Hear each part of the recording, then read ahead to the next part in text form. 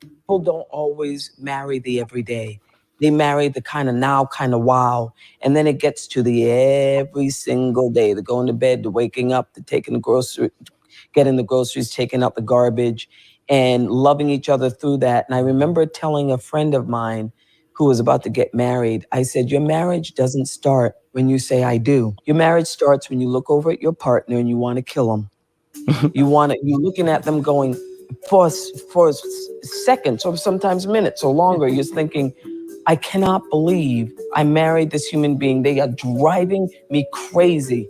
And then the next minute you say, I love them more than anything and I'm sticking with it. People don't always marry the everyday. They Wow, love that. Listen, today, guys, we're back again with another conversation. And listen, I love talking about this relationship stuff. I love talking with my brother as well, Jay Anderson. So we're going to chop it up today, and I'm sure we'll have some disagreements and some agreements as well. Don't feel bad if we disagree. It's just part of the process of being grown. We're going to see what happens. But no, I thought this would be a good topic to talk about. We're talking about, I guess, I titled the video the work leading into successful relationships and marriage. I guess because we have two different perspectives. I'm coming from a relationship standpoint. Mr. Anderson will come from a marriage perspective. He has the experience. I don't. So we'll definitely have to hear from himself. But how are you doing today, Captain? Anyway, what's going on? I'm all right, my bro. A little bit tired. It's been a busy week, but so man, we'll thank God for everything. To be honest with you, because still a blessing. So it's a blessing to be busy, blessing to win. So we keep going. How you been? I've been good, brother. I've been good today. It's like my fourth life, but we're good to go. You understand? We're out here, son. We're out, son. You know what I mean? But we're talking about obviously, relationships, healthy relationships and healthy marriages, and trying to, I guess, wanting to build up into those places of healthy relationship marriage. That video by Viola Davis, what did you glean from it? What did you understand? What did you get from it? Because obviously, again, you've been married, so you understand a bit more than I do. So, what was your thoughts on that Viola Davis video? Do you know what, bro? Do you know what? Play it one more time, right? And then I'll come after. Okay, cool, bro. I'll play one time for you, bro.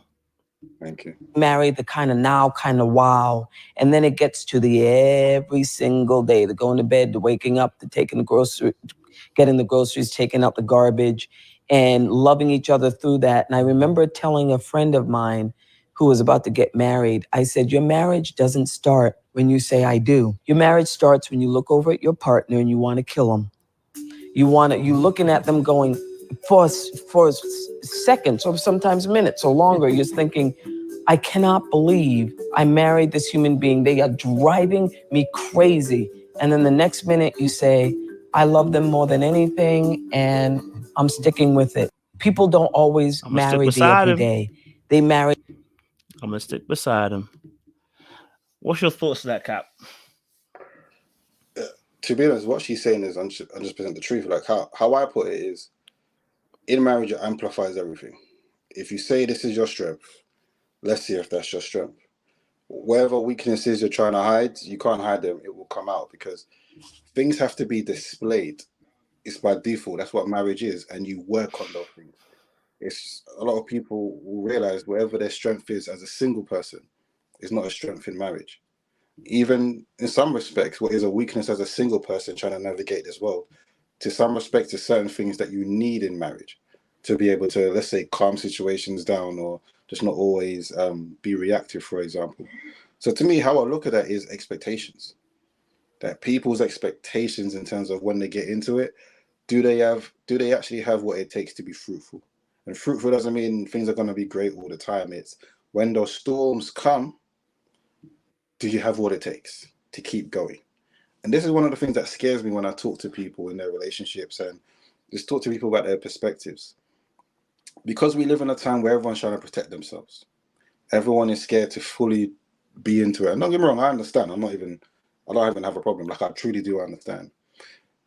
It's just that when we get into these marriages, it's almost like because we're going through so much of the fire and the storm to get there, it's almost like, yeah, we're here. But when the disappointment comes, when the issues comes, like Viola's saying, when you want to look over and you want to strangle that person, what do you do then?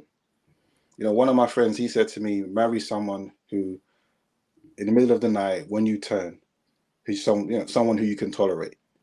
That word might be a bit touchy, but I would say it like this: someone who you actually like, someone who you don't mind going through those storms with, even when you're at odds, even when you argue. You know, at the end of the day, I love this girl, I love this man, but I feel we're gonna keep going. That to me is what she's saying, which a lot of people are missing for many reasons. But we'll get into more of it anyway. And I got a story as well that I heard like a year ago that I want to talk about as well. What do you think, bro? I like that, bro. I mean, I understand. I mean, you know, I think even from a relationship standpoint, you get to a certain point in a relationship where, you know, the honeymoon phase kind of ends, and then you start looking at a person for who they really are, and you're like, I don't know what the fuck I'm doing here. Yeah. Like, what? But there's other gal out here, man, can be getting on, and you out here stressing me like that. So, you know, it does happen, and just like Verla said, it's an everyday occurrence and event. But I think I'm sure it multiplies even in marriage, because there is no escape door. You know, in a relationship, there's a we can break up and I can go about my business, but there is no escape door in marriage, which really must intensify that feeling of, you know, when you do feel like I want to kill him, but then having that reprieve as well at the same time, where you're like, you know what, but I love this person, you know. So definitely happens when you're in a relationship, but there is a back door always, and I think that always gives people that option. It's like, if I need to take it, I can take it. If I need to alleviate the pressure, I can. But when you have no choice but to stick in something, it can make it much more harder. And so I can understand the sentiments by Viola Davis and what she said there. It makes a lot of sense, you know. I get it. I'm sure my partners probably want to kill me at a point in time. We've all been there, bro. We've all been there, bro. Go for One it. of the things I to what you're just saying is, you see that back door? Because I guess we could say we're so used to exercising it or having the comfort of that being there. When we get married, because really it's supposed to be a one-time thing, a lot of people are not used to not having that back door in the first place. And that in itself causes problems. So instead of dealing with the issue, they feel like they can't run away. It's like it's two different perspectives. And that pressure, that you know, that stress then amplifies into not dealing with standard marriage issues in the best way to create a fruitful situation. And I thought, I guess this is when we start talking about traumas and why we like this. Have you had marriage counseling? You know, have you really sat down and talked to your partner? And for me, it always boils down to, if you was going through something or something happened to you or you did something, how would you want your partner to respond to you in order to continue making it work? And I feel like a lot of people in the moment forget that. They because their emotions are so high, they actually forget that. And it's almost like, because we're going through these things, I'm going to put a wedge. I'm going to push you further away from me and still say I want to make it work. This is why I say it's a completely different mindset about being fruitful in marriage. And to me, being married and having to do that is a learning curve on its own. But it's a little bit easier if, before you get married, this is who you are in the first place. And, you know, things happen. Literally, things happen. I'll quickly, you know, tell the story, right, that we were speaking about earlier. So I was listening to The Breakfast Club. I'm sure this was last year or the year before, on an ASCII session, right? And there was someone who wrote in who said she was married for 7 years. No kids, but they married young, I think around 25. Let's say 2 years before the marriage ends, maybe 3 years, the guy's mother passed away. So he fell into depression. So he no longer was the man that she married, right? She didn't go into detail of whatever she had to do or didn't do, but we can read it between the lines, how much mental, emotional, physical, and even spiritual support she would have to pour into him in that moment. After a while, you know, she had friends and everyone was bombarding, was saying all sorts. She eventually said, I don't need to deal with this anymore, and I'm not going to. So she eventually divorced him. The last time she saw him was when they got divorced. Now, fast forward 3 years later, she's living paycheck to paycheck. Her life is actually worse. Her job isn't going anywhere. So she's in a state herself. She's looking at her life and saying, where did it go wrong?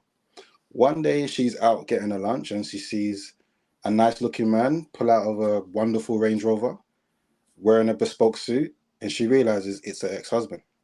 He sees her, says, "Oh my gosh, wow, I can't believe I've seen you here. I haven't seen you for 3 years."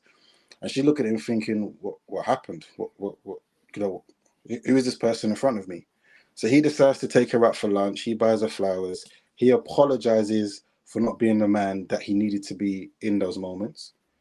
And in asking him questions, she finds out that he works in where they're from in America.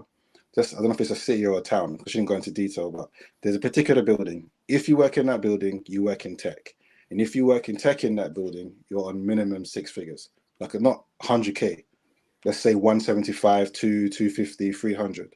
So he's been able to amass all of this in 3 years. Now, the reason why she wrote in is because she felt upset, because her mindset was, why didn't he change, or why didn't he do this for me? And that's when everyone started to chime in. Now, before I even say my piece on that, bro, like, what do you think about that in terms of like fruitfulness in marriage? Is she right? Is she wrong? What's your perspective? I mean, it depends how long this hiatus was for. You know what I mean? Like, if the hiatus was for a few years, it's looking a bit suspect. You know what I mean? Married or no marriage, you know what I mean? Like, it can be a lot of stress. But I guess that's what better for worse is. But it's just tough. I mean, but I say that in the sense of, you know, if it had been the other way around, let's say the woman obviously couldn't work. I mean, it doesn't rely on her income. So in that regard, would there be an issue? You know, would there be an issue in terms of her not being able to quote unquote work? Not necessarily, because it doesn't, we don't rely on women's income oftentimes for the main aspect of the household. But if she had depression and she was there for a few years, would it affect the relationship? Absolutely. I think the ideal answer is to say no. It's to say, but you should stay, you know, you should hold down no matter what. I think we're in 2023 now, and whether it's right or wrong, I think a lot of people would look to be shifting their feet away from the scenario. And also because they don't have a long history yet, also as well. Even though 7 years is a long time, it's not that long in the scheme of things. If maybe had like 10, if they had maybe like 15 years, 20 years, it might be a different story. You know what I mean? Might be a completely different story. Where's she going? You know, in 20 years' time, you know what I mean? Let's be honest, the market is going to be completely different for her. She might not be able to pull in what she wants to pull in at that point in time. So it gives her almost different answer. So I understand why she chose that decision. I'm not going to say yay or nay personally. I wouldn't want it to be me though in that situation. That's what I'm going to say. Boy. And do you know what? It is a tough one, because we understand, like you just said, in those situations, it gets horrible. We can use that word. It gets absolutely horrible. It can be painful. But where I stand is, if the shoe was on the other foot, you know, would it be seen as different? And of course it would. You know, we wouldn't be discussing whether that was the right thing for the man to do, because it's just obviously different when it comes to us guys. But how I look at it is, in marriage, they both made that promise. They both looked at each other and said, I will be there through the worst. By the way, I'm not talking about cheating or anything like that. That's a different topic, as we know. But I'm talking about naturally, in order to bear fruit, you need to plant the seeds. You need to take care of the soil, right? The way I look at it as, are people built to do that? Because when people get married, then all of a sudden things seem to go pear-shaped. Yeah. And some people can't even make it there. So then what's going on? Why are people not, you know, lasting? Why are people not being able to be fruitful? We can all blame, because someone did this and someone did this, but let's take it back a bit and let's start looking at the lifestyle. Let's start looking at the psyche. Let's start looking at the conflict resolution skills. Let's start looking at the coping methods. What are we justifying? What are we excusing? And to me, even what are the influences that we're allowing into our minds, right? And to me, my stance is, you cannot have a fruitful situation when it's so easy for you to run away. Especially if she was on the other foot, you wouldn't want that person doing that to you. And again, because people are going to talk about it, I'm not talking about a man who wants to cheat on you 10 times, have, get 10 other women pregnant, or, whatever. I'm not talking about that. Okay, that's still, although it's common, it's still an extreme case. I'm talking about going through the motions of relationships that don't have to deal with that, and it gets hot, it gets hard. What decisions are people making? And honestly, there's a lot of people that I feel who are just not putting in the work that they need to in order to have maybe the same types of marriages that their parents had that were able to last 30, 40, 50 years. The same types of marriages that they see, couple goals or marriage goals. Like, if people actually understood the work that had to go in. Like, there's a couple that I follow on Instagram. They look great, but the woman said, but people don't know that they had 5 years of counseling. There were numerous times where they thought they was not going to make it. So, but they made it. They was able to say no, like, we're going to put in the work and stay together, and look where they are now. So this is why, for me, it's a topic that, sometimes it's hard to discuss this with people, because where people are coming from, oh, what about this? What about that? Do you know what this? Because they're really feeling about something. But at the end of the day, if you really want to get married and settle down, you can't have the mindset that, I'm always going to have that back door open just in case there's something small, just in case there's this. Because listen, there's no perfect situation. There's no perfect human being. You're going to go through something. So the question is, when that something happens, what do you do? Yeah, I mean, listen, like, there are going to be changes within the relationship, and they're going to be different twist and turn. And actually, as you said that, there's a video I do have that speaks to something similar around this topic. So I'll play the video to kind of in alignment with what you were saying, and see if this will get some buzzies. These are the key buzzwords of masculine and feminine, so we'll see what happens. But we'll see what happens. Hasn't got a healthy relationship with himself and his freedom, so he's out. The wounded feminine who craves connection, I can Let me change. refresh this. Hold on. Let me refresh this. Captain, don't talk too fast. The wounded masculine leaves too early, and the wounded feminine stays too long. The wounded masculine, who isn't in harmony with himself, the moment that he feels threatened in relationship, his freedom is threatened because he hasn't got a healthy relationship with himself and his freedom, so he's out. The wounded feminine who craves connection, I can change him, I can make it work, I can make this work, I can change myself, I'm going to just stick around, stays too long. The issue we have is that we don't know ourselves because we don't explore. So we get into a relationship, we get into marriage, and we don't know who we are. We don't know what we truly want. And therefore, we can't hold the big energy of others. We can't prioritize their nervous systems. Why is it that there are so many separations or divorces, right? The wounded masculine lead. People love a little hot take. But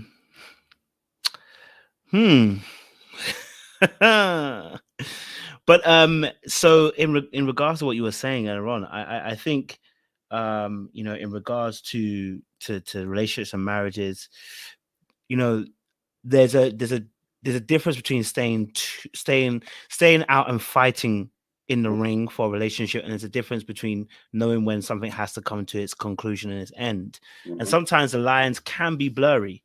It can be very, very blurry. Because I think when you look at a relationship like you were describing, for instance, let's say again, it goes back to what evidence is there to show for the action that's required, right? So let's say, for instance, we've been married, like the person said, they've been married for 7 years. But if I've been a provider for 5 years and I go into depression for 2, is that a place to leave? Now, if I'm being disrespectful, if I'm now being harmful emotionally, if I'm doing those particular actions, hey, I'm not going to hold nobody. I'm going to be honest with you. I don't advocate for abuse, whether it's financial, emotional, spiritual, sexual. I don't think we need to ever be in that space. So we can exclude that part. But if it's a case of like I said, I've had a good history of doing my job well, then that would be the evidence provided to say that this person should fight a little bit more for me, But again, when would be an appropriate time? I can't even say appropriate time. You know what I mean? And the question would be, as you know, you're going to go into in a second, is without that situation, does he become who he needs to become. Did she go out too early? I don't know. I can't 100% say.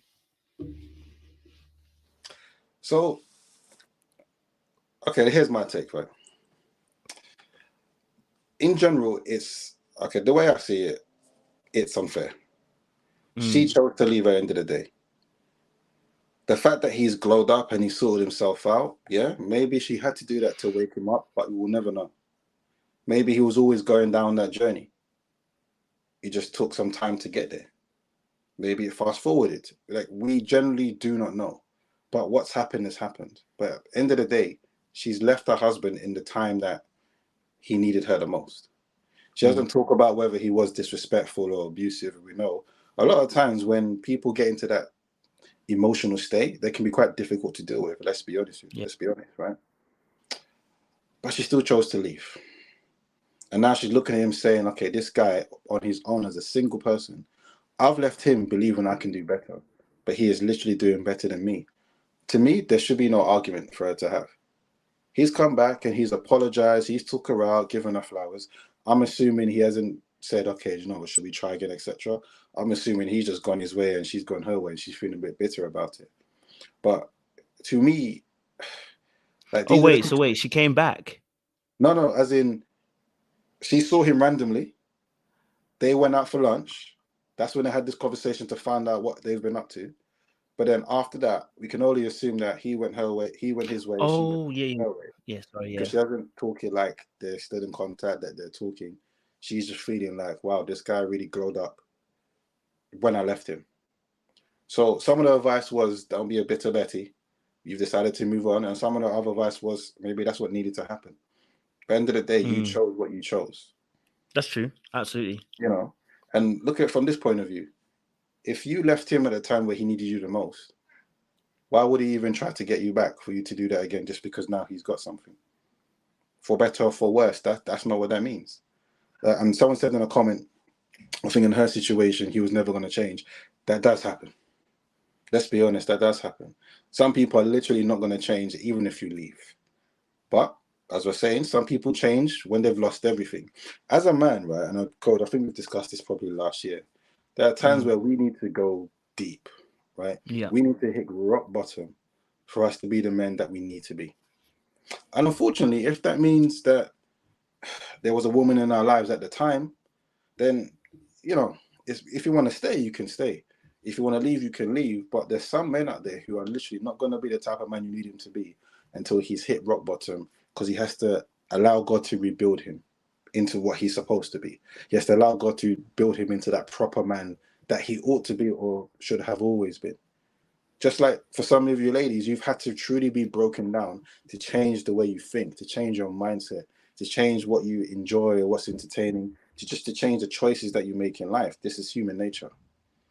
But for me, once you make that decision for better or for worse, you can't come with, in my opinion, like a flimsy reason to, like, again, unless there's some sort of abuse or anything like that, that's between you and God what you decide to do. But in this day and age, we're seeing a lot of flimsy reasons. Like, bro, looking at the divorce papers, I saw someone becoming vegan is grounds for divorce. Someone who spends too much time playing computer games is grounds for divorce. You know, little things like that. Someone who goes out a bit too much is grounds for divorce.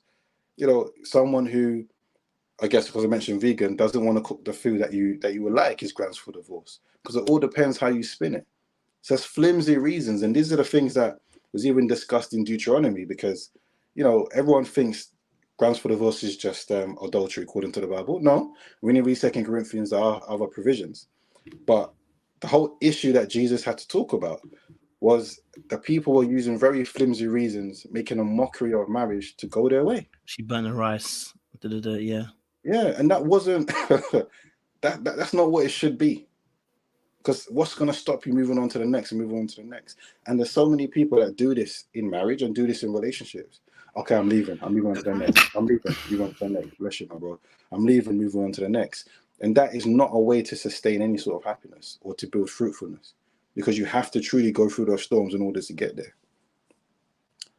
There you go. Pain and suffering is good for men with context. It makes a man who is willing stronger and better. Thank you, David. And I saw you say hello, by the way. So hello to you too, my bro. Bro, listen, I'm in that box, bro. The type of person I am now, if I didn't go through what I went through, bro, I wouldn't be here. No, I mean, I think that's fair in that respect. And if we're talking about flimsy excuses, then yes, I'm on that board. You know what I mean? I think there are flimsy, and there are a lot of people that do flimsy excuses for why they divorce and remove themselves from a situation because it's about their happiness rather than understanding that it's about the joy of the marriage, not the happiness. Happiness is fleeting; it comes with external factors. So, absolutely, I definitely agree that point. You know. And you know, in that aspect, I think as a man, you're committed to your wife in all aspects, and a wife should be committed to her husband in all aspects as well. You know, even in the lower the low times, you know, it can be very difficult though. You know what I mean? It can be very, very difficult. You know, especially when it comes to money situations. That's one of the biggest reasons for divorce. It's gonna be very, very difficult again. And you're right. Look, when you know, I've been there myself, not necessarily marriage, but in terms of hitting that rock bottom and needing to hit the rock bottom. Do you know what I mean? And when I had a girlfriend at the time, I just told her, listen, look, if you want to leave, I hear it. But if you come back, don't think about coming back after I've come and finished this because I really want to take you back. Like I'm not thinking that way. You know, it's one of those things where, and again as well, because people need to be aware of what they're getting into. Marriage is a very heavy. This is why Jesus said, listen, some of y'all, because that's what you're talking about is exactly what Jesus was telling them. Is that you just can't be divorcing people because they burnt the pan of rice. Like this is how stupid it was getting for them people there. You understand? Like you can't just be doing that. You know, marriage is meant to represent what God is doing for us at the same time. So, you know, if you've got a flimsy excuse as to why you're breaking things up, and a lot of times marriages break down because of issues that people come into the marriage with. Yeah. You know what I mean? I got a video for you. Let's go. Yeah, I got a video for you. Let me share this video here. You do not have a communication problem. You have an unresolved childhood trauma problem. This is why most couples therapy or pop relationship advice does not work. They're only trying to chip away at the very top surface of this iceberg when over 80% of it is submerged under the surface. In our nervous system, in our subconscious. For example, one person might feel alone, unseen, and unheard. The other might feel suffocated, controlled, criticized. One person can't relax if a conflict is not resolved immediately. The other person can't relax unless they avoid the conflict. You see, these emotional pains are familiar. And if you sit with it long enough, you'll see that these pains go way back in time before your current or recent relationship, all the way back to childhood. We think it's our partner's job to soothe these pains, to finally help us feel whole. But if you think like this, you'll be running that hamster wheel forever.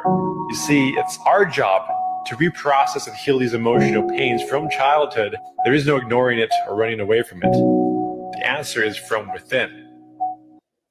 Better communication is... What do you think, sir? 100%. To me, that's in terms of conflict resolution, that's one of the biggest issues. When you feel like you're not getting along or not able to understand each other, the question is, are you even trying to? Like at work, right, we discussed personality types yesterday. And one of the things that I thought about is understanding who you're marrying and understanding their past and their background will give you a greater wisdom in how to just deal with them when they're in their moment, when they're in their emotion, when they're in whatever space they need to be in. And because of childhood trauma, realistically, people are not trying to understand each other. It's, how can I put it? It's like they're trying to feed off each other. And if I'm not feeling the way I want to feel, if I'm not getting what I want, then I can't be what you need me to be. I can't put in that good fight, you know. And to me, that's not what marriage is. Marriage to anything means, even when it gets hard, even when you're not being fed, that you're still feeding into it. Because sometimes it does take one person to keep going for the other person to say, you know what, I need to fix up. Now, because we mentioned it earlier, I think it was, who mentioned it? someone mentioned, I think it was Jasmine, mentioned that she left her husband because he wasn't providing. And 5 years later, right, the best decisions are made. Look, there's some circumstances that are purely like that. You know, we can't get away from that. We're not saying if you're in a situation that looks absolutely impossible to just stay and be miserable, to be depressed. No one is saying that. The choice is yours. What I'm referring to is situations where you just haven't put in enough work.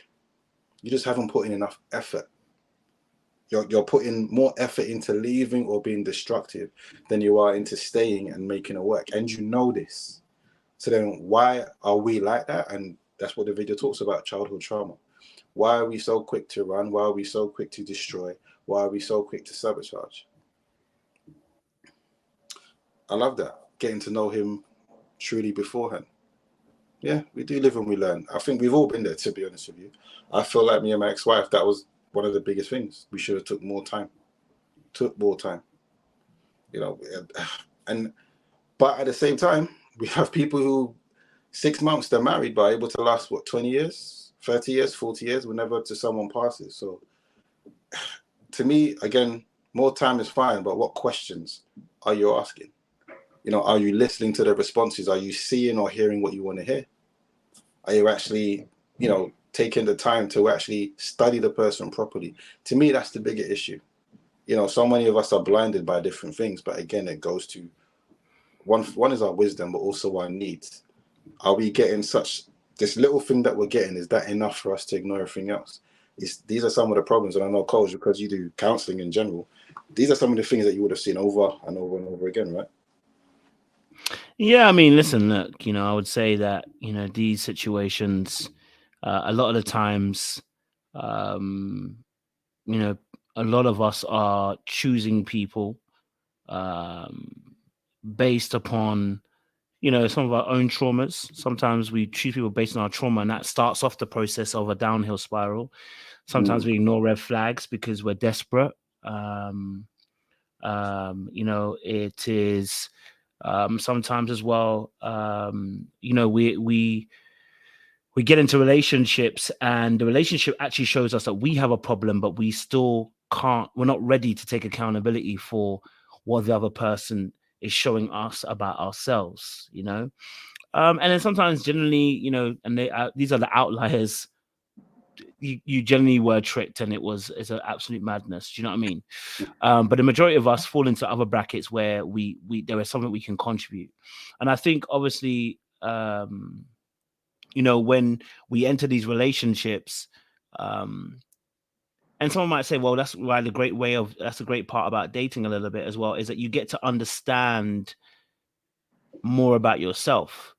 And I think the reality is obviously relationships is something that is a growing field of knowledge, but for a long time, due to the economics of our society and due to the safety of our society, because of how we've had it, this has been the kind of generation now where we've actually had to look at the dynamics of a relationship properly between men and women.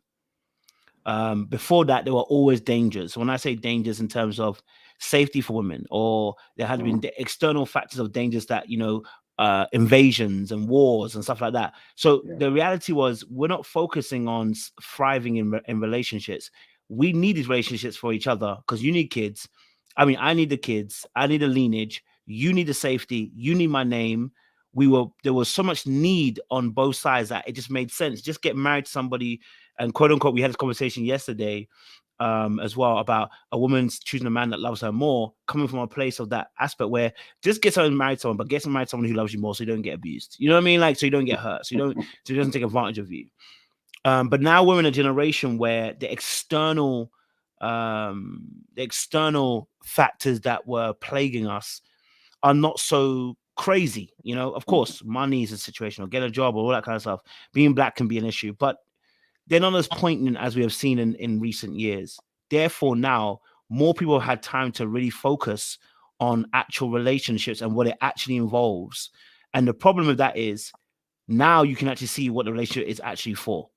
Now you're actually seeing the reality of this relationship. What happens when there's no external factors that make you need each other?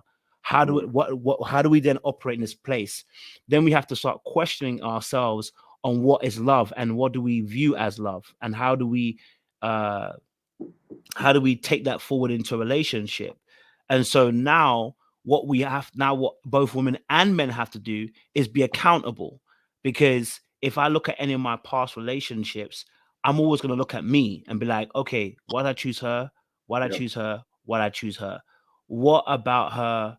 What about the relationship did I like about it? What was attracting me to that person? Oh, what did they do that I liked? Okay, what were the things that made me that I couldn't cope with? Okay, there's been a period of time now. Do I still think the same way? I'm constantly reviewing myself to find out where do I stand now, in better yet get a grasp in terms of where I should be. You know what I mean? And so I think a lot of times in relationships, like that woman was saying, we all carry our childhood traumas into these relationships and these marriages.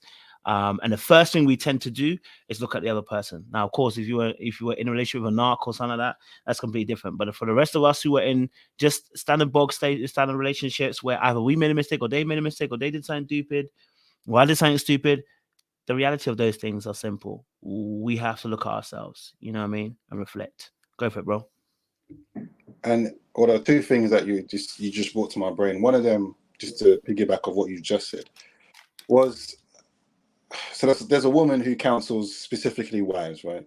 And one of the things that she's always talking about is allowing the enemy to talk to you.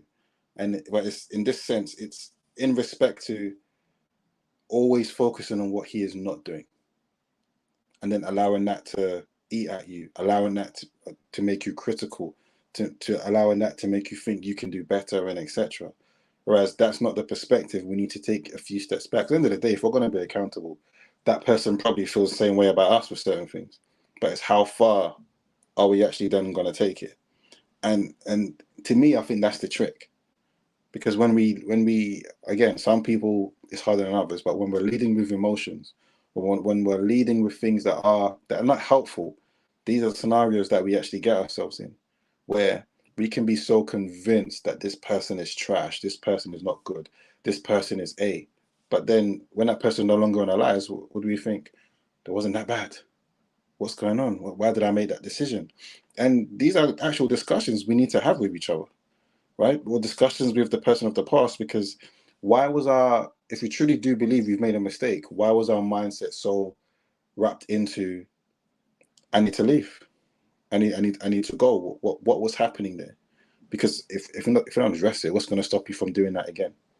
When you go through the same situation. So if you're not learning, if you're not growing, that's part of the problem. And there's plenty of people who are not. Let's be honest. I think there was one pastor, I can't remember her name, but it's one of these white pastors that, like auntie pastors that a lot of people follow. At the time she said this, and the sermon wasn't about this, but she mentioned it, and because the sermon wasn't about it, I've been trying to look for the video, but I couldn't find it. Right? She said she's been married 3 times. She said the third time was her most successful, and I think they were 10 years in or something like that. And she said the only thing that she changed was that she dropped. So she's obviously past everything. She says she dropped that at the door because she had to look inwards and realize she's coming into she's coming back home, but she's still assuming the leadership position, not because the man can't lead, but because that's who she feels that she is because of what she does. And it could be, and before she even had that realization, she was very critical of the men that she was married to, because she felt like she could do a better job, or she felt she was the boss, or she felt she was the A, B, C, D, E. And I'm just using that as an example, not to come for you women. I'm just using it as an example, just to say, like, sometimes we are our own obstacles. We really get in our own ways with the way we think, with the way that we do things. Whereas sometimes we need to take a step back. Like, I'll even give another example. I think I mentioned this already, but one day I was watching Millionaire Matchmaker, right? And there was a lady, long story short, who loves to micromanage. She just can't help it. And there was a guy that she was speaking to on the show. They got along. But in the beginning, she couldn't help but get up and try and do things for him, and he had to tell her, yo, listen, I'm cooking for you. Chill, sit down. But it was awkward, very awkward, even watching. When it came to choosing, you know, like, okay, do you like her or not? She said, yeah, I like this guy, I want to see him again. He didn't turn up. And the main reason that he said is she's going to be too critical. She's going to pick at everything that I do wrong. And long story short, no matter what I change, she's probably going to use that to say she can do better. So I'm not going to put myself in that situation. So these things really do happen because we cause our own problems. Now, if the person that we're with is doing the most, is just not good enough, not doing what they need to do, then that's a different conversation, right? Because that's a different lens that we need to have. But not all breakup of relationships, not all breakup of marriages equate to someone doing the most. Sometimes the person that leaves, because we like to glorify the person that leaves, right? Especially if they're a woman. You're brave, you're old. No. Sometimes the person that leaves is the problem. They may not have seen it themselves yet, but the person that leaves is the problem. And when they come into that realization, they may not even know what to do with themselves. And I can guarantee you, they most likely go back and apologize. But they won't tell, like, the same amount of people that they would have said something negative about their spouse to justify them leaving. I guarantee you, they won't go back to every single one of those people and say, do you know what, I got it wrong. And this is what I'm talking about. Like, our reasonings, where do these come from? But because we talked about traumas, to me, again, that's one of the main things that goes into it. Like, I'll leave it there, bro. No, I mean, you spoke on it, man. You know, sometimes you look at these situations and I think the hardest thing for a lot of people is, like you said, but we'll focus on that point, which is the messaging that we get from media isn't one that says, look introspectively. Yeah. A lot of the media that we get says you are entitled to how you feel and you can act upon how you feel and you deserve it. This is both men and women, by the way. It's not just for women. This is both men and women. However you feel is what you should do.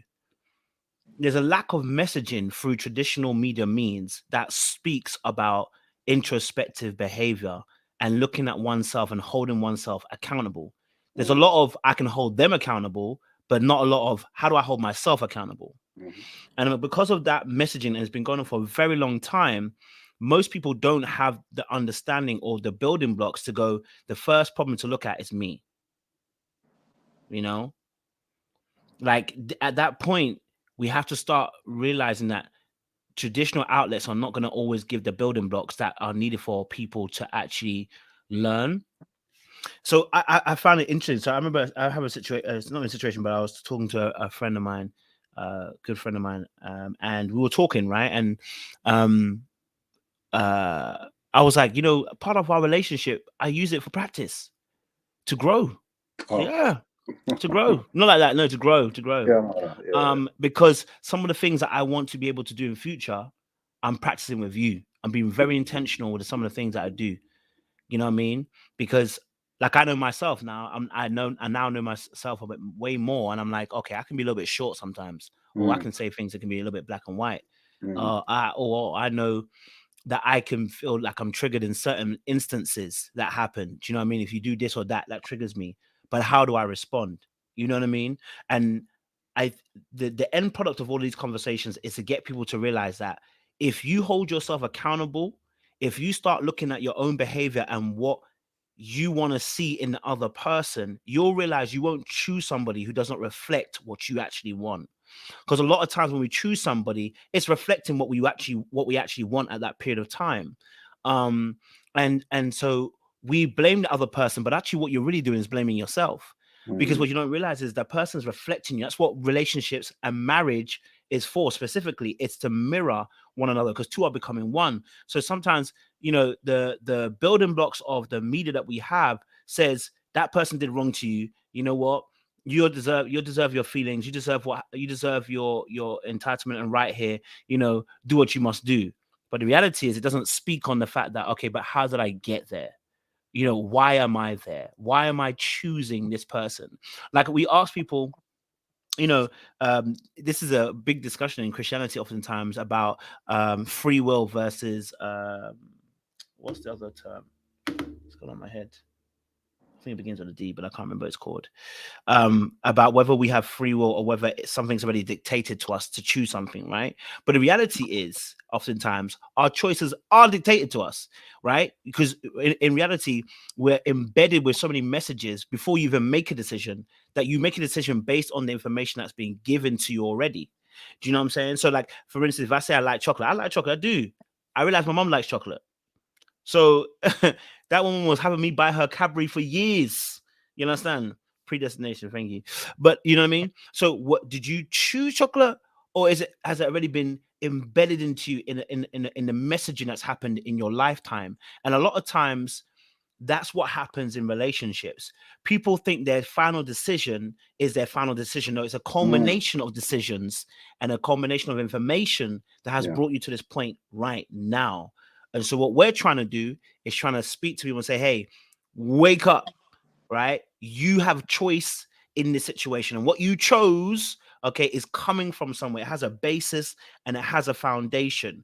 Before you wake up and say, I'm out, before you say, I'm done, let's make sure that we're doing our work first and foremost ourselves. And this is also for men too. Like, I'm talking to just not women, I'm talking to men as well. As men, before you go in and start choosing a woman, before you start complaining about women, let's make sure we're doing the work. You know, let's make sure that we ourselves are ready to go into something. Do you know what I mean? Because like I said to myself, that every girlfriend I've ever had, I chose. My dad didn't choose them. My brother didn't choose them. I chose them. You know what I mean? This wasn't forced upon me. This is not an arranged marriage. So I had a choice in that. And why did I choose that type of woman? Even when I look at some of my ex-girlfriends, I'm looking at them like, oh, they have similar eyes. And then, you know what I mean? Like, I start deep in it, bro, that your choice, you know what I mean? So then you have to start waking up and being conscious and stop being a victim to life and saying life is doing this to me. No. You know, men are doing this to me. No. Women are doing this to me. No. Why are you choosing these ones? You know? Yeah. Oh, amazing, bro. Like, there's, because I've seen a few comments in here, right? There's something Go for it, bro. Tell me what you want. That Jasmine realized that she didn't love the guy to change and need to put up the work. I'll let you pull up before I carry on there. What time was that? The message? I don't get times on my screen, you know. Oh, didn't you? No. Oh, I thought you got the times on your screen. No. Okay. Wait, what was the message? Long story short, to summarize that, you see it, yeah? There you go. So I'll let that marinate. Okay. So when I speak to people, and they usually talk about people, whether they break up with them or leave them and go on to treat someone better, there are three things that I usually talk about. One, that person was not in a space to be what they needed to be for anybody in general, but when they meet the other person, that becomes the issue, and I'll get to that in a second. The second thing is they were never going to be what they needed to be for you. And the third thing is that other person brought out a side of them that you was unable to. Now, quite a few of them can all be hard to swallow, but this, what Jasmine is actually talking about here is something that's happened to me as well. I've had to leave a relationship because I realized I didn't love the person enough to change and be what they needed to be. And this is a great level of accountability. And you know, when I said the person that leaves can be the problem person that's the problem, that's what I realized. Not that she wasn't a problem, but I was going to continue to be a problem in her life and pour fuel on the fire, because I'll be honest with you, I just didn't care. And when I realized that, I said to myself, well, I know I don't want to marry you. I don't want to have children with you, of course. Like, I don't really want to do that to myself. And I think this is about a couple of months before I even gave my life to Christ. I said to myself, what am I doing here? So I do need to leave. I do need to go. Now, if we was married, I probably wouldn't have made that decision. But thank to God, we was not married. But that's another thing that we have to look at. That, yeah, okay, this person may be doing A, this person may be doing B, but like you said, bro, what are we doing? Are we actually inputting into this what we actually should be doing? Are we pretending that we are? What are we using that person for? Is that person a cushion? Is that person a comfort? Why are we in this in the first place? And again, it's down to our choices. You know, like we talked about trauma, and we always have to repeat that. And to me, I don't know, in life, like there's so much caveats that I feel like we can't ignore certain things. Because of those certain things may be unique, they seem to be widespread. I don't know if you noticed that, bro. And I think that this level of accountability is something that a lot of people need to realize, because some people are in this situation, but will choose the route that goes towards making them feel bitter and angry and blaming that person for leaving. Whereas, no, really, the problem is you. The problem is what you couldn't give them. That may have caused them to react. That may have caused them to not be anymore what you needed them to be. But the truth is, you didn't love that person in the way that you say that you did. And they felt it. And they knew it. But they wasn't strong enough to walk away from you. Because when you're in that particular situation, it's painful. I've been through it. And I've been the one to do it. It's painful. Trust me. And you don't know what to do, because it's like, what do you do? Especially if the person doesn't want to address it. So thank you, Jasmine, for doing that. Because that's something that a lot of people need to pay attention to in their situations. And that's why, for me, when it comes to, you know, getting married again, I always say, I need someone who's going to stand with me. You have to love me for me, not what I can give to you or provide to you. You know, because if I'm not the man I need to be tomorrow, are you then going to walk away from me? But if you are not the woman that I need you to be tomorrow, there's under no circumstances do you want to walk away from, do you want me to walk away from you? Like, in fact, you will respect me and love me more, the fact that I don't. So these are the things that always go through my mind in terms of, do people actually know how to be happy and how to make it work? Why are people so quick to be in something they shouldn't be in, or leave something that eventually will actually be good for them? Like what like, as human beings, we're so complex, we're so messed up. We are so defensive as a people that, you know, sometimes when I really do think about it, it's scary. And I think that this dating game is a madness, because a lot of people are just hurting each other and they don't need to. Bro, I'm hearing you. Listen, do you know the one of those things as well? Like, I think with the situation that we're talking about, I had three things. Most of us are liars. Yeah. Most of us move through life without intentions, and most of us want life to happen to us, not us make life happen. And this comes to relationships, because sometimes we want to be on autopilot within the relationship. This is why when you come out of it, a lot of people are not self-reflective. It's because you're still on autopilot. You're wanting life to happen to you rather than you making life happen. Yeah. And so when we get, and the desperation and the need and the want and the desire to be loved oftentimes is what is covering some of the inadequacies that we have within ourselves that stops us from taking accountability. And you know, also the hardest thing is that both men and women, okay, fail each other in their friendship groups. And I'll tell you why. Because most people don't ask the question, bro, what exactly did you do? Yeah. We go, bro, tell me the story, bro. Oh, she's bad, you know, that she did that, you know, But I need to be asking you, bro, but okay, we're here now. So how did we get here, bro? Do you know what I mean? The same way I question people on this channel, I'm like, wait, hold on. Before you tell me your story, you tell me this great story. Let's go back to the beginning. Well, how did you choose him? How did you choose her? You know what I mean? Sometimes we don't ask those questions. Both friendship groups don't, because oftentimes our friendships are built part of our friendship, not all, but parts of our friendship, both on the sides, is to fluff us, you know, and rightly so, because we're meant to love you. But sometimes when it comes to relationships, that hard questions don't get asked. Like, bro, okay, you're in this situation, but how did you get there, bro? Like, you know, you just go cheat on you 4 times. Oh, I hear you. She's a bastard.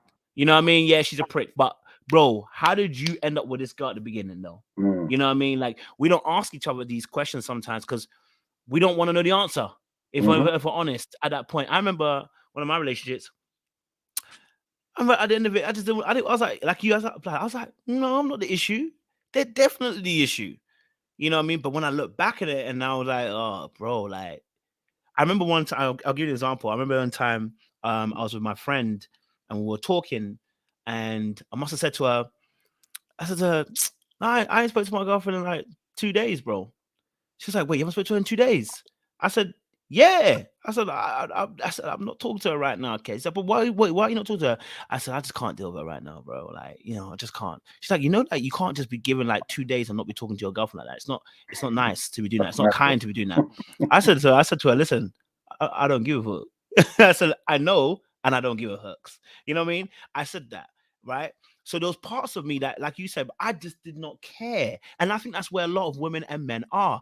Some of you know, and you don't even care, because at that point you feel, and this again, going back to the feelings, you put your feelings above the relationship. So what you've done is I've justified my own actions by saying, I hear that, but I don't give a care because I need to soothe myself. I need me to be okay. But the reality is I put my feelings above. Do you understand what I'm saying? So in that instance, you know, what I've done in that moment is I've brought a mini death to that relationship, because how can you go 2 days without talking to your partner? Yeah. You even see their text and ignore it. You know, I remember the sort of text I ignored it. I saw it was cool, and I said, Wow. Yeah, ignore that, man. I'll talk to her in 2 days' time, bro. Because there was so much deficit in me. You know, I was emotionally avoidant, and you know, I was just trash. You know what I mean? I was trash in certain aspects. You know what I mean? I ain't afraid to say it. I mean, we both had our issues. You know what I'm saying? But from my perspective, that for me is trash. Do you know what I'm saying? Like, that's emotion. I told you, silent treatment for me is emotionally abusive. So, you know, doing all those things. I agree. But I knew in that moment, yeah, my friend told me I should change. And I said, I don't care. So sometimes we put our emotions and how we feel about certain things above the relationship, which is why I can tell other people when they're doing dark arts, I'm telling you, you're doing dark arts. This is why when I tell the lady sometimes, listen, when you lot say I love a man more, I'm telling you it's dark arts. And you'll be like, no, it's not. We know what it means. I'm like, no, baby. I'm telling you from truth and from someone who knows dark arts. A lot of this stuff is dark arts because you're trying to protect yourself. Yeah. That's the reality of things. Yeah. You know? Bro. Amazing. And yeah, and it's funny how defensive some can be when you actually point that out. It's defensive, and then if it doesn't work, they go on the attack. And it's amazing, but like you said, they know what they're doing, and they're so used to doing it, but it's not helpful. And that reminds me of something else that I watched, where this is an interview that happened in the UK, where it was a business interview, not interview for a job, but like a very famous business person that's on our version of Dragon's Den. He was interviewing some model, and when they was talking about relationships, she says, because of her traumas, she knows she's a lot to handle. So instead of, in her mind, the guy's gonna leave her or walk away. So instead of waiting for that to happen, she starts to find excuses to look at him in some sort of way, and then goes into self-sabotage mode, says all the things that she needs to say so that she can justify leaving, so she can hurt him before he can hurt her. The mentality. And this is where we talk about the coping methods, the making yourself feel comfortable. I mean, can you imagine that? That's a horrible feeling in the first place, but that feeling is better than feeling like someone's left you, or rather it's someone's abandoned you. That's really how, you know, how we would feel. And I said to myself, wow, how is such a person able to even have a fruitful relationship? Because she didn't say the guy was problematic. This is her own issue. So that means to me, a lot of people need to just be single, have their counseling, start their healing or continue their healing, and make sure that at a place where, like that was mentioned, that they truly know themselves, so that they're able to pinpoint certain things and say, okay, I need to work on this. And when they do it and it's highlighted, that they don't go into defensive mode, they don't go into attack mode, because it just makes it worse, but they actually use the power that they've been given of accountability and say, do you know what, sorry, I know I shouldn't be like this, I'm going to continue working in it. That brings so much confidence to an individual to be able to acknowledge something like that and say, I'm going to move past it, I'm an overcomer. And to me, it's amazing to me how it's way more comfortable for people to go into that negative defense mode that doesn't actually help, And these are the things that I'm trying to talk about, that when it comes to, are we built strong enough to actually have fruitful relationships? A lot of people don't need to be married or have kids. I was telling my wife. Yeah, I know it. There are people who are really putting on traumas to their children because of what they haven't dealt with, and it's a shame to see. Yeah. That's why for myself, when my kids were born, I always said to myself, I need to make sure if the other party is not acting correctly, I need to make sure I'm doing the work on myself, because I don't want them to take on. They're going to take on things anyway. But how much more am I going to give them if I'm not truly working on myself? Because I want to be able to address things and not be a hypocrite. I want to be able to tell them, don't do this, and them not to say, but you do it. Because, that's the battle between me and my dad.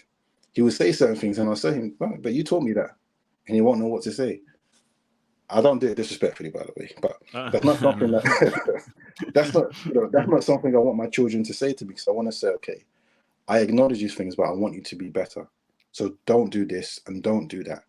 I don't want them to tell me, but you do it too. No, because they're looking at me saying, okay, if daddy doesn't do this, let me also try not to do it. And I've seen the fruit. I mean, by the way, there's no perfect parenting. There's no perfect parent. But it's just things to acknowledge and discuss, because when you're with your wife, when you're with your husband, these are the same discussions you should be having beforehand, before children come. You need to acknowledge these things. I think you mentioned a few weeks ago, discussing childhood trauma should be one of the first things you talk about. I'm not saying everyone's going to be happy to talk about that in the beginning, depending on what's happened. We all know the things that do happen. But way before your marriage, certain things should be on the table, because you need to know what you're getting into. You need to know what you're going to have to deal with. You need to know how your children together are going to be taught. And yeah, so much work needs to be done before marriage. But again, I'm not really looking at a time frame. I'm looking at what you input into the time frame that you have. We've seen people who are just boyfriend and girlfriend for 10 years and divorce after 1 year. What's that about? We've seen people, I know someone who got divorced after a month. Obviously, that's a sign. Well, you can't divorce after a month, but separated. Yeah, that's it. But that was indicative of what was happening before they even walked down the aisle. So the question is, why did they even walk down the aisle in the first place?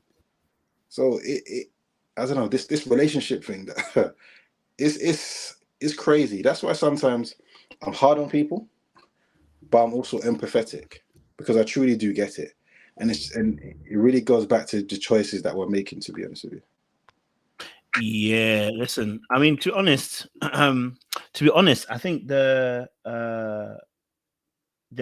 major thing for me is, again, as well as, and I was thinking about this, the art of storytelling. So a lot of people have an art of storytelling. So when a relationship's happening to you, how do you tell the story? A lot of people tell the story with one side only. You know what I mean? That's why I said about a lot of us are liars.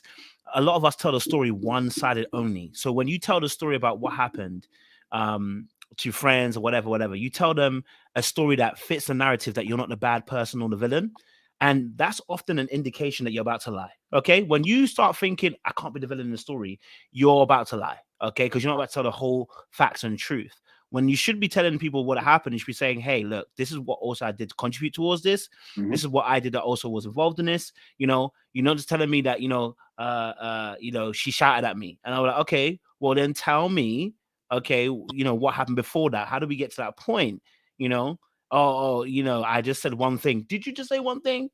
Or was there more conversations happening as well? Like, let me know. You know what I mean? Like, so I think a lot of times people can't be the villain in a story. They're not comfortable being the villain in a story. They're not comfortable not being all the way the hero in a story, and there is some culpability or accountability on their particular behalf. So they have to change the story slightly. In fact, not even change. Just leave parts out. The whole omissions of what they actually were going through. Like, she's just bad. She's this, she's there, she's there. And I'm like, wait, so, and I always say this as well, and women do this. I love you women, but y'all do this just as much as men. When you tell a story about what happens to your ex, you tell me about how bad they are, and I don't hear anything about you, you're suspect too. You are also, I'm putting you in the bin the same as him. Whenever people tell about their exes, And all they can tell me is about them, about the ex, but not about themselves. I know holding yourself accountable about the reason why this person was chose every day. And listen, if the person's a narcissist, you know, narcissists are looking for certain type of people. Mhm. You know that, right? So even if they were a narcissist, there's still some accountability on your behalf. But people want to believe that life is happening to them, not that they're making life happen to them. Now, of course, how you grew up and how your childhood was experienced, no one can change that. That's your life, and no one can change that. But when you get to a point where you're now starting to date or get a little bit older, I should say as well, right? You're gonna have to take some accountability in terms of the decision making and the choices you're making.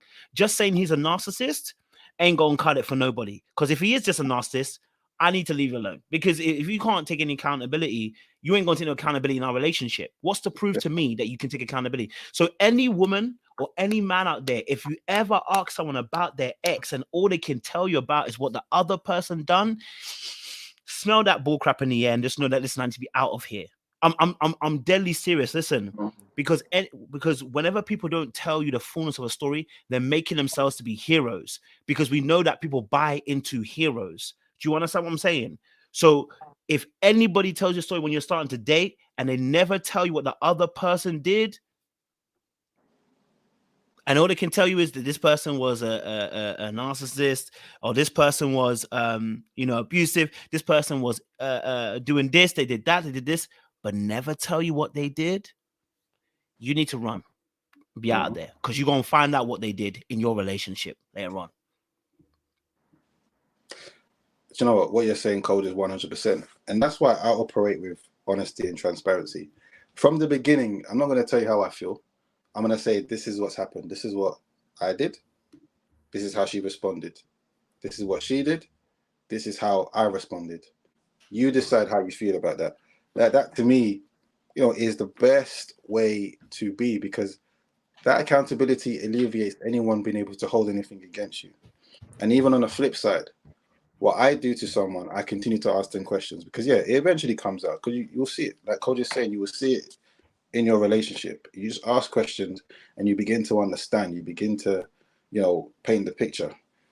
People can respond in whatever way they're going to respond. People can, again, because of traumas and where people are coming from, different people have different levels of the way they do things or how they feel about things. Fine, that's cool. But all the time, every time, you will be able to see the patterns that are formed, that will tell you a story, that will give you an understanding, that even you have to tell yourself, okay, how do I now need to deal with this? Maybe that ex didn't deal with this in a better way. Maybe they become just as toxic, just as, mean-spirited as that person that you're with. How do I stop myself from being that way? When I realize I'm getting that way, how do I pull back? Or how do I stay principled to say, this is not how we're going to do things? You don't need to say, oh, this is how he was with exes. You already know this. But you say, okay, but you're with me now. This is not how we're going to do things. This is not how we're going to talk to each other. This is not how we're going to make decisions. This is not what the lifestyle of the relationship / marriage is going to be. We're going to do things differently. Observe, talk, speak. Don't be afraid. I'm a person, right? Where I am in life now, I don't care. I will tell you. I will speak to you. I will say, let's address it. I'm not running away from it. Because, do you know what? For me, it's easy to say, because saying sorry doesn't make me feel some sort of way. Doesn't make me feel vulnerable. Doesn't make me feel weak. Doesn't make me feel someone's going to take advantage of me. I see like acknowledging my wrong as like a superpower. Like I feel, what's the word? Like invigorated. But I think it's because I know if I'm laying it out there, you can't use that against me. Yeah, same. And it's happened in my life where people have not known what to do. They're struggling to, because they're so used to people being defensive or argumentative and using that as fuel to be or do whatever they're going to do. But when they encounter me, I shut that all down by saying, you know what, you're all right. And I apologize. They don't know what to do. And that shows me that when it comes to conflict resolution, do you know what? There's a meme, right, that's been going around on Instagram where they say, as a guy, you've done something wrong. You're trying to make it, trying to make up with a woman. You're trying to do what you can do, right? But but she wants to take hours or days to come over it. But if the shoe is on the other foot, She will come to you. She wants you to make her feel good immediately. These are some of the things that you will notice. And I see those things, yeah, we can joke and laugh about it, but also see those things as borderline toxicity, borderline abuse, because you're showing that person, if they've done something wrong to you, you're going to address it in a worse way than what you want them doing to you. That don't make sense. That can easily make someone feel like they're not valued, like they're not loved, like they're not respected. There's no, I guess the word would be emotional equity. And these are some of the things that go unnoticed because it seems so normal, that ain't really spoken about, but it hurts the person. It's impactful. That's why I agree with you, bro, when you say silent treatment is abuse. 100%. That's removing your love, your presence, your respect from that person, just to give it back to them after a few days. We're talking about relationship here. So after a few days. So the next time they do something, you remove it. If they then start doing the same thing, you're not going to like it. But now you're going to use that as fuel to be more toxic. And it becomes a mess. I think a lot of people need to realize how toxic we have been. Some people that they continue to be. Because again, all this blame without realizing that you are the problem or a big part of the problem is a problem in itself. You ain't lying, bro. You ain't lying, bro. I guess it's come back to that conversation, isn't it? Again.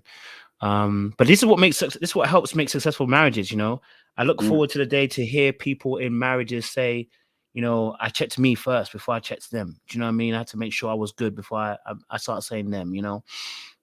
I think that those days are, when you hear and you see the successful couples who will do that. You find two people who are or at least 1.5. The other person's halfway there. Do you know what I mean? Like that the person is starting to look at things from a perspective of it's not always them, it can be me. And I think those are going to make the most successful relationships. And I tell the men out there and the ladies out there, if you are emotionally intelligent and you are somebody who's introspective, choose someone too who has those qualities. Don't forgo that. You know what I mean? Now you got your gifts, so you're now forgoing it to go for anybody. Don't forgo that. Now you're emotionally aware and you're now somebody who is introspective. Choose someone who too is that particular way inclined as well. And this helps channel your filter system, that anybody who isn't those particular things, I don't need to date them. No matter how far I am, no matter how gone I may feel, I ain't dating that because I know where this ends, right? I'm hoping on a wing and a prayer and banking on it, that it's going to end in a particular good way. And that's literally, honestly, that's hoping on a wing and a prayer. So for all of us, essentially, we need to be people that are introspective and are emotionally available and emotionally aware, and we look for partners of the similar ilk, so we can continue to produce many after our kind, as the Bible says. You know what I mean? So because whatever you two come up with, you're going to pass it on to your kids. If you've got good, healthy methods of coping with stress and stuff, you pass those methods onto your kids, and that's actually how we change generations. So even if we have 100 people in this room, you know what I mean? That's potentially 100 different relationships. You know what I mean? And I always say that you have one kid or even two, you've already now got 200 instantly. You know what I mean? So deep it that you can make an impact so quickly. You don't have to think about changing the whole entire world. You just need to change the world around you. I remember my friend, she works in sexual violence, and like I said, she taught me quite a bit. And even when I was at work, when I was working in a bank, I remember one guy said something and I was like, whoa, bro, what the hell are you talking about, bro? Like, yo, we can't do that, bro. Do you know what I mean? And he was like, no, but I wasn't trying to be. I was like, no, bro, listen, you need to listen. Like, bro, that's not how we do things, bro. If you say that, it means X, Y, and Z. Right? He took it on board. He was like, all right, cool, I hear you. Do you know what I mean? I didn't need to chastise him and slap him up with word. No, I just needed to let him know that I can say something to you and it can change you. Do you know what I mean? Of course, there are people out here who don't give a hoots, but you'd be surprised what your good, calming word and what your knowledge and your understanding and your wisdom can do for the community around you. Sometimes you just need one person, and that one person might be able to hit 5 that you couldn't hit. You know what I mean? So that's what it is in that sense. One man teach one. There you go, bro. I agree with everything you just said. This is specifically to the ladies, right? I want to give you a perspective from a man's point of view. So I know sometimes men haven't been all the way honest about how we feel, but especially how things look. And you've gone away from those relationships, maybe not realizing why he felt a particular way or why he became a particular way, right? So let me give you a practical / metaphorical understanding of what it feels like when we are not someone who is introspective or is willing to stand with us. So the way I put it is, we have a house. This is our house is our relationship, but we have a house, right? When I've created a mess, when I've done something wrong, let's just say in the bedroom, cool. I'm saying to myself, okay, I need to clean up this mess. I'm apologizing to you. You're in a corner. You might be upset. You know, that's fine.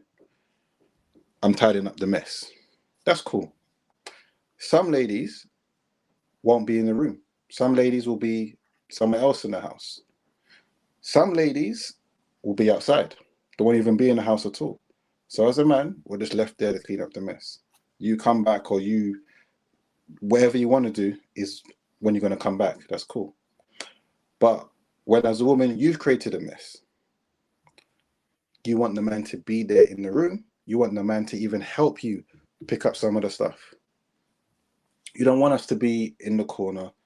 Oh, that's understandable. You don't want us to be in another room. You don't want us to be outside of the house. You want us to be right there with you.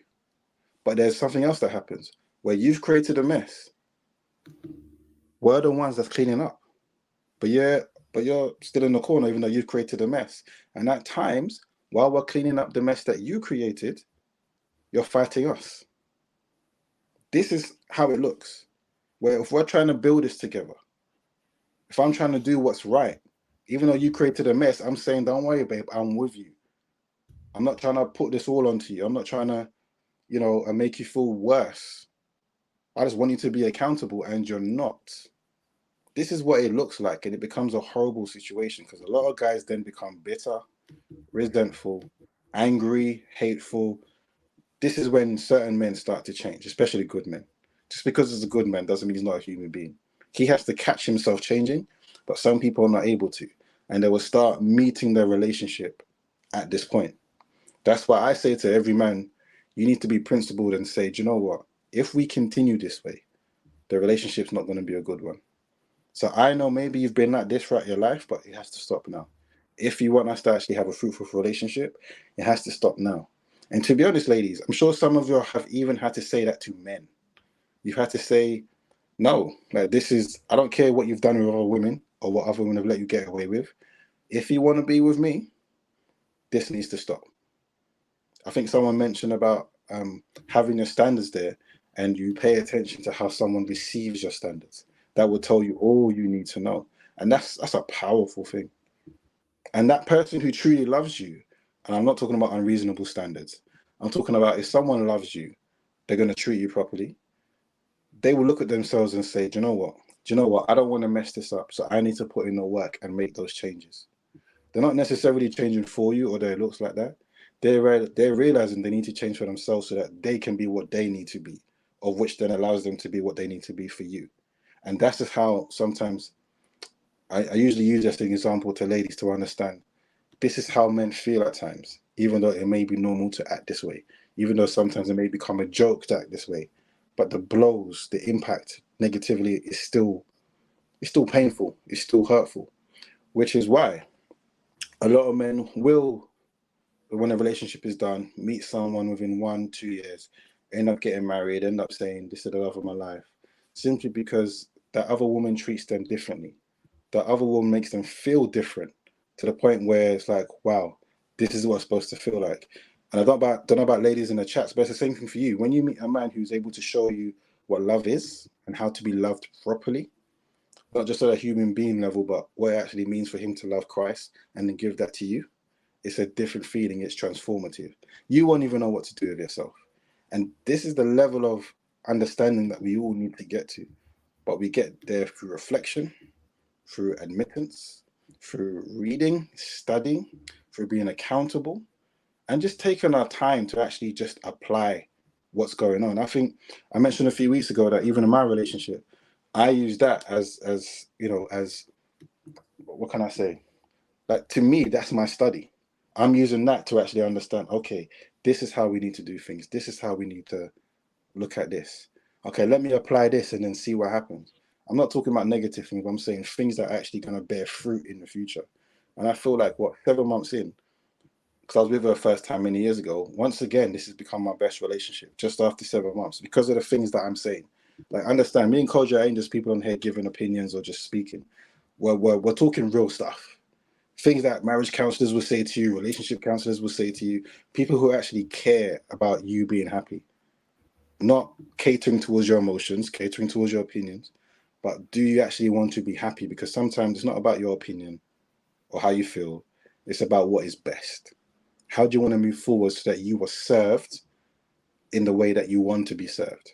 And understanding that how can you serve that person in the way that they need to be served by you? Go on, bro.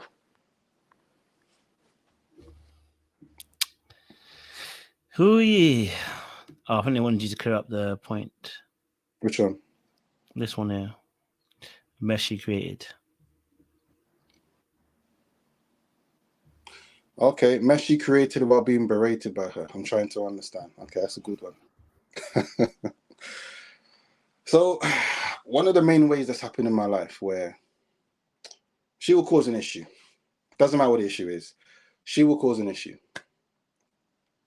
I'm obviously gonna respond in a way that shows her I'm upset. I'm not okay with what you've just done. But instead of addressing what she's done and try and clean up the mess, I'm sorry, babe. How can I make it right, etc. It's almost like she takes offense to the fact that I'm upset, even though what she did is wrong. If she was on the other foot, she'll be saying what I've done is wrong. So not only is there offense taken, but sometimes there's so much defensiveness that when it doesn't work, it then turns into attack. To the point where now, if as a man, this is to the men, you respond in a way, I'm going to say respond in a way that either you shouldn't or in a way that can be manipulated, she might hold on to that and not address that she created the mess in the first place. This happens so many times in my life. This is what I mean. Because in those scenarios, as a man, even though she's created a mess, you're now thinking, do you know what? If we continue this, we're going to suffer. If we continue this, this is going to get crazy. So now I need to double back. Even though she's created a mess, I'm the one having to tell her, don't worry, let's just pray. Don't worry, let's just fast. Don't worry, let's take our time. Let's go back to see how this started. So even though she created a mess, again, this could be the job of a leader, to be honest with you, but he has to clean up the mess. And when these scenarios happen, it's a constant thing until it's addressed properly, because it's a coping method from that lady not being comfortable enough to sit in her wrong, because she's taken it on board as it's not what she's done is wrong, but it's almost like her being is wrong. And that feeling is horrible. I understand. It's horrible. So this is what I mean by that anyway. I don't know if I've cleared that for you. Mm-hmm. That's good. Hold on. No, this is not generalities. If you speak to men, if they're intelligent enough to understand what's going on, trust me, a lot of men will talk about this specific thing that happens. Trust me, it's not anecdotal. No, I mean, I think my last points on this, these situations, for me, I think in this situation, I think everyone's got to take accountability for themselves. And in regards to the creating a mess situation, I mean, I look from a point of view that what, and I always say this for us as men, like what one man spills, another man has to clean up. You know what I mean? So whatever a woman goes through in a past relationship, the next man is going to have to deal and be a janitor for the spillage that he sees. So hopefully in between that time, the parties, man, and the same thing for women too. If that man has gone through a hardship in a relationship, if he doesn't take the time to effectively heal in between that time, the next person gets the excess baggage of that person as well. So, each individual person has to lighten the load for someone else. Because I mean, you're not gonna be healed 100%, of course. But each person should lighten the load in going into different relationships. So for me, I think everyone should be accountable. That's for me. Like I have like a one or two friends that are, especially that I know that when I get married, I'll definitely have them as what I call my cut man, and some of them will be referees, because there are certain situations where you may need to get some sense into me, and that elder is probably a better person to speak to, because they can tell me in a particular way that I can receive it and maybe see your point of view. And I think that both parties will really benefit from having that as well. Someone they can tell. Sometimes you have that one person that you can kind of explain things to, just so that other person can be like, see things from a different point of view. Because sometimes it can get hot. Sometimes you're in the midst of the punching of the ring, and the blows are being traded. It's hard to hear it's hard to hear anything else apart from, let me throw the next blow. You know what I mean? So sometimes it's just good to have those kind of people that you can look up to and be like, hey, look, you know what? I heard what you're saying. I heard what you're saying, but maybe I don't see it. I remember in my final point, I'll conclude and you can conclude, bro. I remember I had a situation in the last relationship and I had a third party help us. The third party was not helping. I said, this third party is not helping. They're not doing what's supposed to be doing. So it's important to get a good third party that you trust, and that is willing to advocate when needed to. Doesn't have to always be involved, but just when needed to.